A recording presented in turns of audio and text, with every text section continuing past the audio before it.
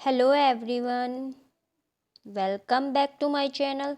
Friends, आज मेरा ये वीडियो काफ़ी टाइम के बाद आ रहा है और आज के वीडियो में हम बीएड फर्स्ट ईयर का सिलेबस डिस्कस करेंगे।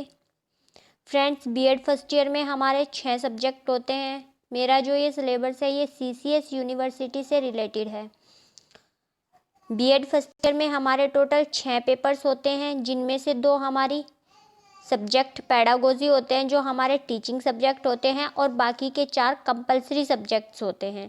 इन 4 कंपलसरी सब्जेक्ट्स में से आज हम फर्स्ट पेपर, जिसका नाम है समकालीन भारत और शिक्षा, जैसा कि आप देख ही सकते हैं, ये कंटेम्प्रेरी इंडिया एंड एजुकेशन, इसका सिलेबस डिस्कस करेंगे। फ्रेंड्स, इसका सिलेबस मैंने आपको पीडीएफ में हिंदी और इंग्लिश दोनों में दिया है, तो हम इसका सिलेबस डिस्कस कर लेते हैं। इसका सिलेबस फ्रेंड्स हमारा 6 यूनिट में बटा हुआ है, जिसमें से फर्स्ट यूनिट है भारत में शिक्षा।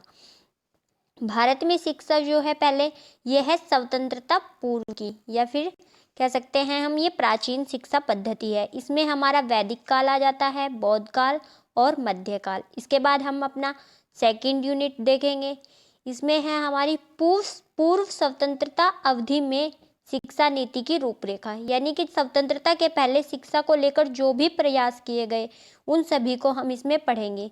इसमें क्या क्या शामिल है? मैकाले का घोषणा पत्र, वुड का घोषणा पत्र, हंटर आयोग, शिक्षा का भारतीयकरण, राष्ट्रीय शिक्षा आंदोलन, लॉर्ड कर्जन की शिक्षा नीति, गोखले बिल, कलकत्ता विश्वविद्यालय आयोग, या जिसको हम सैडलर आयोग भी कहते हैं, और इसके बाद है हटांग समिति, और इसके बाद है बेसिक शिक्षा गांधी जी ने दी थी, और इसके बाद है सार्जेंट रिपोर्ट। इसके बाद हमारा आ जाता है थर्ड यूनिट में जो हम पढ़ेंगे वो है स्वतंत्रोत्तर अवधि में भारतीय शिक्षा नीति की रूपरेखा, या स्वतंत्रोत्तर अवधि में शिक्षा नीति की रूपरेखा, यानी कि स्वतंत्रता के बाद भारत में जो शिक्षा को लेकर आयोग आए उनके बारे में हम पढ़ेंगे। इसमें कौन कौन से पढ़ने हैं हमें? विश्वविद्यालय आयोग, माध्यमिक शिक्षा आयोग, राष्ट्रीय शिक्षा आयोग जिसको हम कोठारी कमीशन भी कहते हैं।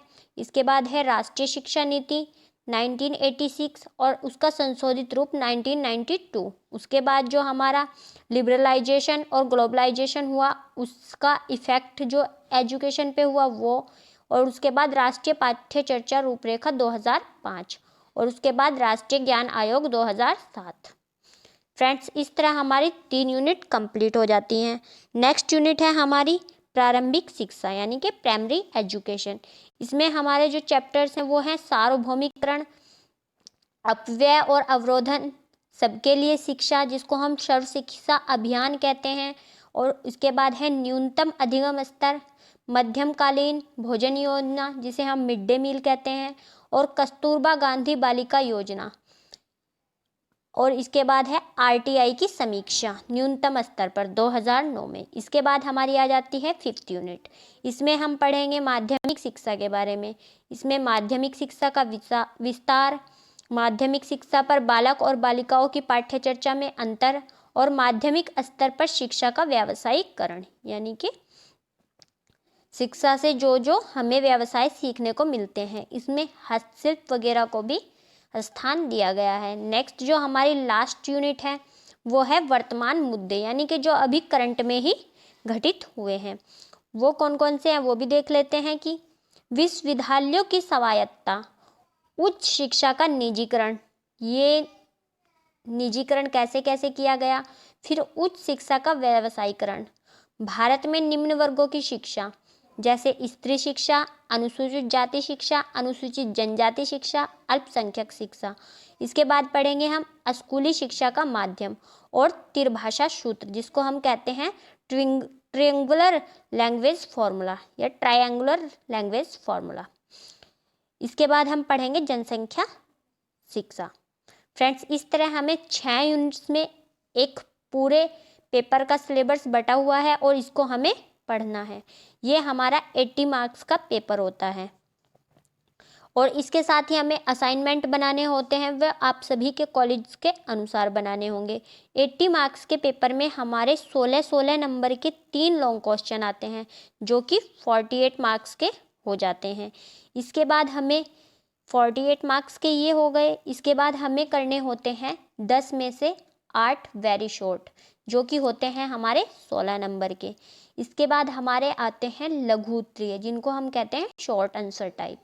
वो हमारे दिए होते हैं 5 या 6, जिनमें से हमें या तो 4 करने होते हैं या फिर 3 करने होते हैं, और वो भी हमारे 16 नंबर के ही होते हैं। इस तरह हमारा पेपर 80 मार्क्स का होता है। ठीक है फ्रेंड्स, ये था हमारा फर्स्ट पेपर का सिलेबस। और अगर आप सभी को ये वीडियो पसंद आता है तो लाइक कीजिए, शेयर कीजिए। Thanks for watching.